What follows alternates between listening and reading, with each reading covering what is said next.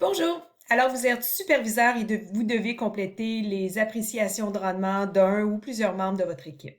Alors, si vous avez seulement un membre du personnel que vous supervisez, probablement que vous allez le retrouver ici et ça va être facile de pouvoir y accéder à travers vos tâches.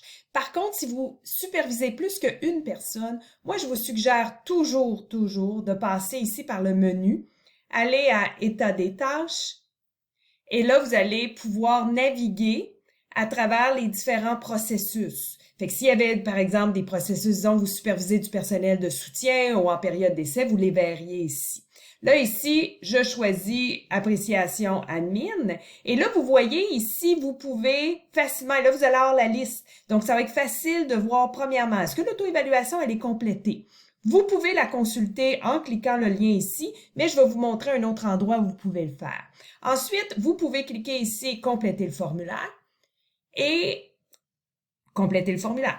Donc ici, vous devez mettre la période visée par l'appréciation de rendement. Techniquement, c'est 1 an, c'est 12 mois, n'est-ce pas, depuis juin, si on veut, ou même mai de l'année passée. Par contre, si jamais vous êtes nouveau superviseur d'une personne dans votre équipe, vous pouvez mettre là, le temps que vous avez eu à observer le membre du personnel dans votre équipe.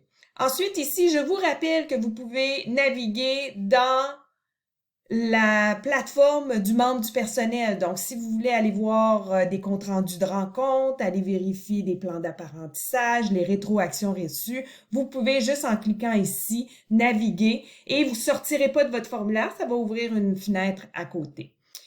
Appréciation de rendement, même chose. Ici, vous pouvez aller consulter directement l'auto-évaluation. Ça va ouvrir une fenêtre à côté. Donc, c'est facile dans ce moment-là de voir qu'est-ce qui est écrit. Par contre, je vous rappelle que tout ce que le membre du personnel a écrit dans son auto-évaluation est automatiquement mis dans votre formulaire.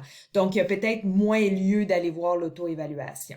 Vous pouvez aussi aller voir les appréciations de antérieures, c'est-à-dire vous pouvez aller voir celles de l'année passée, par exemple, ou vous pouvez même aller voir des appréciations de rendement de d'autres membres de votre équipe. Ici, vous allez voir en continu, vous pouvez enregistrer comme toujours. Quand vous êtes prêt, vous soumettez votre formulaire. Je vous rappelle que le formulaire, à ce moment-là, lorsque vous le soumettez, le membre du personnel ne le voit pas tout de suite parce que ça s'en va aux ressources humaines afin de pouvoir valider les codes. Seulement par la suite, le membre du personnel va pouvoir avoir accès à son formulaire, le signer pour que vous le signiez par la suite. Donc, c'est normal que le membre du personnel vous dise, une fois que vous l'avez soumis, qu'il ne l'a pas reçu. Envoyer pour révision, ça c'est si par exemple vous êtes un superviseur, ça fait 3 mois que vous supervisez un nouveau membre un membre du personnel et que vous voulez avoir les commentaires du dernier superviseur, donc la personne qui a supervisé le membre du personnel par exemple pour la période de 9 mois. Vous cliquez là-dessus, vous sélectionnez la personne que vous voulez qui révise vos commentaires et là ça va être en annotation. La personne doit absolument compléter et soumettre pour que vous puissiez continuer dans le processus. Donc, ça, c'est important à savoir. Ensuite, bien, vous complétez. Et là, vous voyez tout ce que la personne a mis dans son auto-évaluation apparaît directement dans le formulaire afin de faciliter votre travail là, à pouvoir peut-être bonifier les commentaires. Des fois, il faut changer le pronom. Si la personne a utilisé le « je », ben là, vous changez un peu le nom à « il » ou « elle » ou le nom, le prénom de la personne.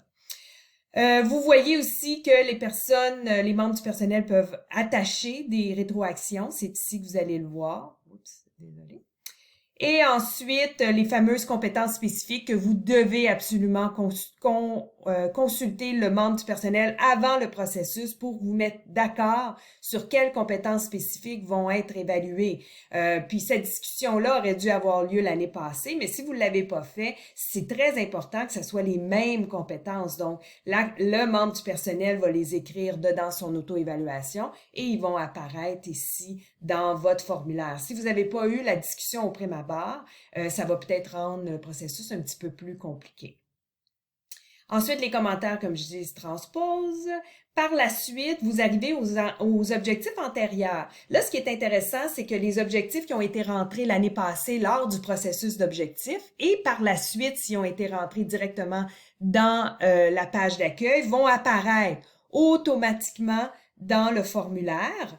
La cote que la personne s'est donnée dans l'auto-évaluation va apparaître. Et si la personne a écrit des commentaires, c'est-à-dire que si la personne a gardé ses objectifs à jour et a ajouté des commentaires sur comment ça se passe, sur les différents jalons ou livrables atteints, ils vont apparaître là aussi. Donc encore là, ça facilite de beaucoup le processus. S'il y a des objectifs qui apparaissent que, bon, c'est pas les objectifs, c'est pas les bons objectifs, peut-être que la personne a pas mis à jour ses dates, peut-être a pas terminé les objectifs, donc a pas fait le ménage dans ses objectifs, vous pouvez simplement supprimer en cliquant supprimer. La même chose, s'il manque des objectifs, vous pouvez toujours aller voir dans la plateforme de la personne puis essayer de voir est-ce qu'il y a des objectifs ici qui sont dans la plateforme mais qui apparaissent pas là. Encore là, c'est important que les membres du personnel mettent leurs objectifs à jour, que les dates soient conformes, que l'objectif soit en cours. Donc, des fois, il y a des petites technicalités qui font en sorte que